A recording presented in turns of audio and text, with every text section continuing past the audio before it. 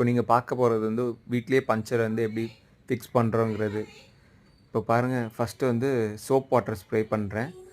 இது ஸ்ப்ரே பண்ணும்போது நம்மளுக்கு வந்து பபிள்ஸ் வர ஆரம்பிச்சுரும். இப்போ பாருங்க இந்த இடத்துல பஞ்சர் ஆயிருக்குன்னு எனக்கு தெரிஞ்சுச்சு. இப்போ எனக்கு இங்க என்ன இருக்கு எப்படி பஞ்சர் ஆயிருக்கு தெரியல. என்ன குத்திருக்குன்னு தெரியல. இப்போ நான் பார்க்கும்போது வந்து இது ஒரு ஆணிங்கிற ஒரு கம்பியோ, ஆணியோ நெனச்சுக்கிட்டேன். வெளிய எடுக்கிறதுக்கு வந்து என்ன வேணும்னா, ஒரு கட்டிங் பிளேயரோ இல்லன்னா ஒரு நோஸ் பிளேயரோ இருந்தா சரியா இருக்கும். இப்போ என்ட்ட 2மே இல்ல. அதனால நான் வந்து இந்த கத்தி வச்சு எடுக்க ட்ரை பண்ணேன். அப்புறமா கொஞ்சம் நேரம் கழிச்சு நான் வந்து இந்த மாரி ஒரு நோஸ் பிளேயர் வச்சு எடுத்துட்டேன். புல் பண்ண உடனே வந்துருச்சு. எவ்வளோ பெரிய ஆணி பாருங்க. இதே நம்ம ரோட்லலாம் ஸ்டக் ஆயிருந்தோம்னா, எல்லா டூல்ஸும் நம்ம கிட்ட இருக்காது. மோஸ்ட்லி இந்த மாரி பஞ்சர் கிட் இருக்கும்போது ஒரு நோஸ் பிளேயர், ஒரு கட்டிங் பிளேயர் இருந்தா நல்லது. அதுக்கப்புறம் அந்த ஹோல் வந்து பெருசா பண்ணோம். அவங்க அந்த டூல்லேயே குடுத்து நம்ம அத பெருசு பண்ண ஆரம்பிச்சுட்டோம். நல்லா இன்சர்ட் பண்ணோம். இன்சர்ட் பண்ணும்போது சில நேரம் நல்லா உள்ள பிரஷர் ஜாஸ்தி இருந்து நல்லா காத்து வெளிய வரும். அது அப்படியே காத்து வெளிய வராம இருக்கிறதுக்கு அந்த இந்த ஹோல் போட்ட கிட்ட அப்படியே உள்ள வச்சிடலாம்.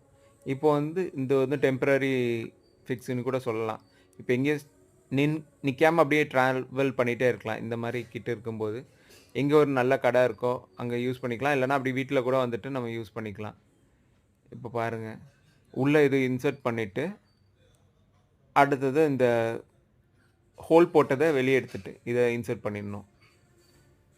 இப்போ இது பண்ணும்போதே மோஸ்ட்லி நெறைய காத்து வெளிய போயிடும். இப்ப பாருங்க, இது ரொம்ப கஷ்டமா தான் இருக்கும். சிரமமா இருக்கும் உள்ள இன்சர்ட் பண்றதுக்கு.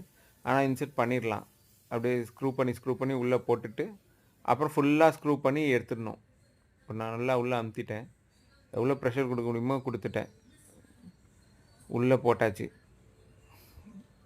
இப்போ வந்து ஸ்க்ரூ பண்ணி அப்படியே கைய ஸ்க்ரூ பண்ணி வெளிய இழுத்துறணும். அது அப்படியே உள்ள போய் லாக் ஆயிருக்கும். இப்ப நம்ம புல் பண்ணும்பொழுது டக்குன்னு அங்க போய் சீல் ஆயிரும். அப்ப நம்மளுக்கு வந்து ஏர் லீக் ஆகாது.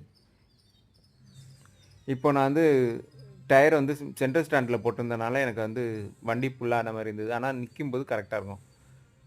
இப்போ உள்ள இன்சர்ட் பண்ணியாச்சு பார்த்தீங்களா? இப்போ எக்ஸ்ட்ரா இருக்கிறத கட் பண்ணி விட்டுறலாம்.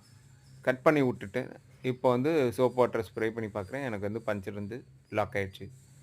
இப்போ இந்த பஞ்சர் கிட் இது பண்றதுக்கு ஒரு ஏர் கம்ப்ரசர் வேணும். அப்புறம் இந்த என்கிட்ட கட்டிங் பிளேயர் இல்ல. அதனால நான் வந்து அந்த ட்ரீ கட் பண்ற பிரான்ச் ப்ரூனிங் அத யூஸ் பண்ணிக்கிட்டேன். ஒரு ஸ்க்ரூ டிரைவர் வச்சிருந்தேன். இந்த 2 கிட்டு அந்த கிட்ல வர அந்த ஹோல் பண்றதுக்கும், பஞ்சர் சீல் பண்றதுக்கும்